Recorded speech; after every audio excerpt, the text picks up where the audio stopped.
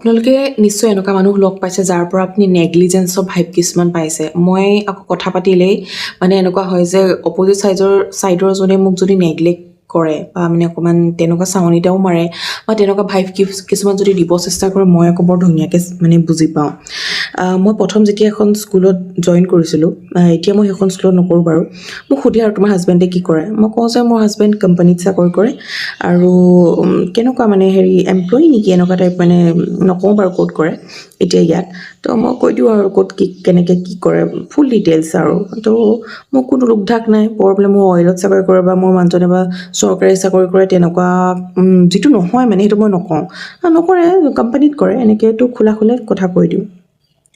তাৰপিছত মই কিছুদিন সেইবোৰ খোলাখুলিকৈ ক'লোঁ। কিছুদিন পিছত মই এনেকুৱা অনুভৱ কৰোঁ যে তেওঁলোকে মোক বহুত নেগলেক্ট কৰে। লাইক আমাৰ প্ৰিন্সিপালে সকলোকে টিফিন খাবলৈ লগত মাতে, কিন্তু মোক নামাতে হা, মোক অকণমান মানে গু দেখাতি দেখে আৰু হা।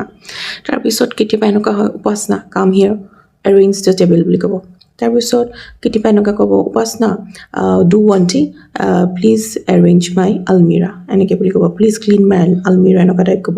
আৰু এদিনটো এনেকুৱা টাইপ হ'ল, মই বহি থকা চেয়াৰখনো মোক ঘৰৰ মানুহ আহিছে, কিন্তু ঘৰৰ মানুহৰ আগতে মই মানে অপদস্থ হোৱা দৰে হ'লোঁ যে মোৰ বহি থকা চেয়াৰখনো লৈ তেওঁ গুচি গ'ল, কোনোবা তেওঁৰ চিনাকি কোনোবা আলহী আহিব লগা, আৰু সেইটো টাইমত মোৰ ঘৰৰ মানুহ স্কুলত আছিলেই।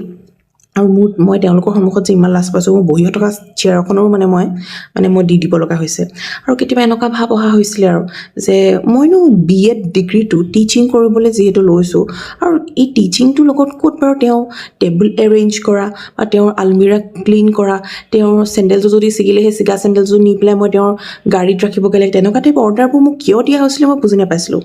তাৰপিছত এদিন ভুলবশতঃ মোক মানে ইমান কাম কৰাই চাগে কি জানো তেওঁ পুতৌ উপজিলে। এদিন মোক সুধিলে, উপাসনা তোমালোকৰ মানে মা দেউতাই ঘৰত থাকে নে কিবা কৰে নে এনেকুৱা টাইপ। মই বোলো মোৰ মা দেউতা টিচাৰ আছিলে, গভৰ্ণমেণ্ট টিচাৰ, আৰু এতিয়া ৰিটায়াৰ্ড, তেনেকৈ বুলি ক'লোঁ। তেওঁ শ্বক, মানে কি তোমাৰ মা দেউতা চাকৰিয়াল? বোলো আছিলে, এতিয়া ৰিটায়াৰ্ড। আৰু দাদা? বোলো দাদাও ইঞ্জিনিয়াৰ হয় আৰু এনেকৈ বুলি ক'লোঁ। আৰু আপোনাৰ হাজবেণ্ডক মোৰ দাদাই চিনি পায় এনেকৈ বুলি ক'লোঁ। তোমাৰ দাদা মানে তেওঁ মানে এনেকুৱা এটা চাউনি মাৰিছে যে ইহঁতৰ ফেমিলিটোচোন পঢ়া শুনা ওলালে এনেকুৱা টাইপ। আৰু সেই দিন ধৰি মই এটা কথা ন'টিচ কৰিছোঁ, তেওঁ মোক সেইবিলাক কাম কৰিবলৈ নিদিয়া হ'ল। তেওঁ মোক টিফিন খাবলৈ মাতে, তেওঁ মোক কোনো টেবুল এৰেঞ্জ কৰিব নকয়, তেওঁ মোক আলমিৰা চাফা কৰিবলৈ নকয় বা তেনেকুৱা টাইপৰ। কিন্তু এইটো কেনেকুৱা টাইপৰ কথা যে মোৰ ফেমিলিটো কেনেকুৱা টাইপ জনাৰ পিছত মোক তেনেকুৱা ট্ৰিট কৰিছে। আৰু মই মানে তাৰপিছত বহুত লাজ মানে ভাবোঁ আৰু যে কেনেকুৱা টাইপ মানুহ হ'ব পাৰে, যে কিমান মেটেৰিয়েলিষ্টিক আজিকালি মানুহবিলাক। তাৰপিছত মই চাকৰিটোৰ পৰা কিছুদিন পাছত ৰিজাইন কৰিলোঁ বেলেগ